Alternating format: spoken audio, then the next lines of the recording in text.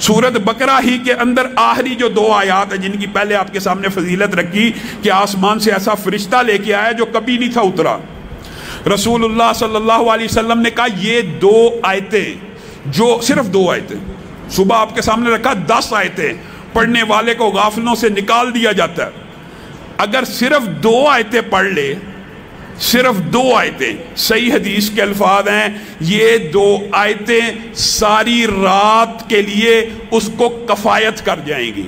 اب محدثین نے یہ جو کفایت کا لفظ ہے اس کی ٹرانسلیشن کی ہے. کفایت کر جائیں گی اس سے کیا مراد؟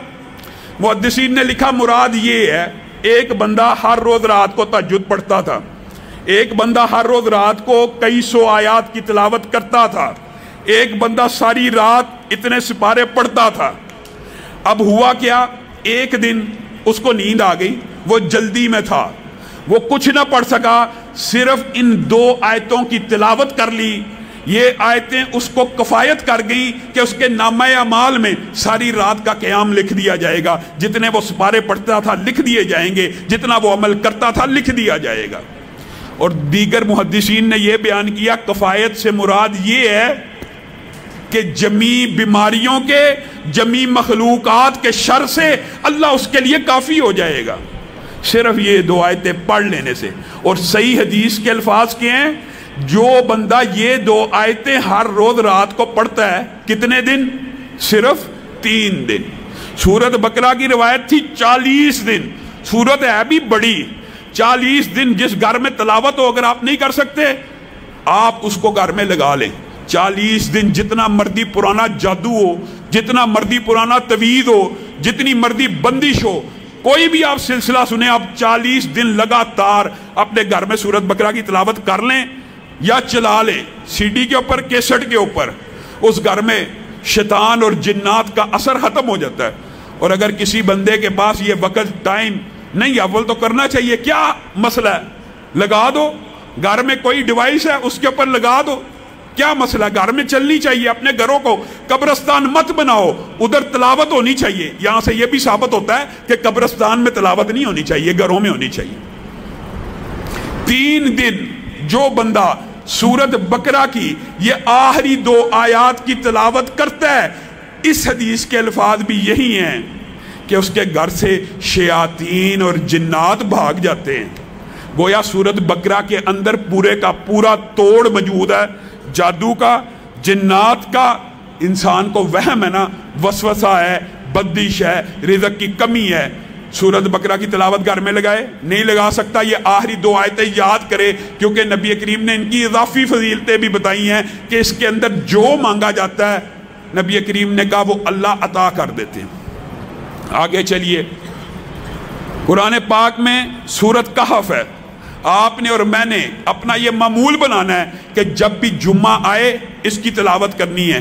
احادیث میں یہ بات ملتی ہے کہ سورت کہف ایک جمعے سے لے کر دوسرے جمعے کے مابین جتنے دن ہیں ان کو نور اور روشنی سے بھر دیتی ہے. کس کے لیے؟ جو اس کی تلاوت کرتا ہے. اور پھر پہلی 10 آیات جو یاد کر لیتا ہے وہ دجال کے فتنے سے محفوظ رہے گا. اتنا بڑا یہ فتنہ ہے جس سے ہر نبی نے پناہ مانگی ہے. آپ یہ دیکھیے, ایک چھوٹا سا وائرس, ایک چھوٹا سا کرونا کتنا بڑا فتنہ بن گیا ہے. WHO کے پوری دنیا غلام بن گئی ہے. دجال اتنا بڑا فتنہ ہوگا, وہ تو شعبدہ بازی کرتے ہوئے کہے گا اگر میں یہ تمہارے آباء و اجداد قبروں سے نکال دوں, زندہ کر دوں, مان لو گے مجھے رب؟ لوگ کہیں گے پھر تو واقعی رب ہوگا. اور وہ شعبدہ بازی سے اپنے ہرکاروں اور شیاطین کی مدد سے اپنے شیاطین کو ان کے والدین کی شکل دے کے قبروں سے زندہ کھڑا کر دے گا. اتنا بڑا فتنہ ہوگا. اور وہی شخص اس کے فتنے سے بچے گا جو سورت کہف کی پہلی 10 آیات پڑھ حفظ کر لے گا نا.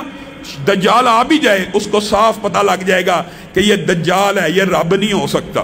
تو آپ سب اس کی یاد کی کرنے کی بھی کوشش کریں.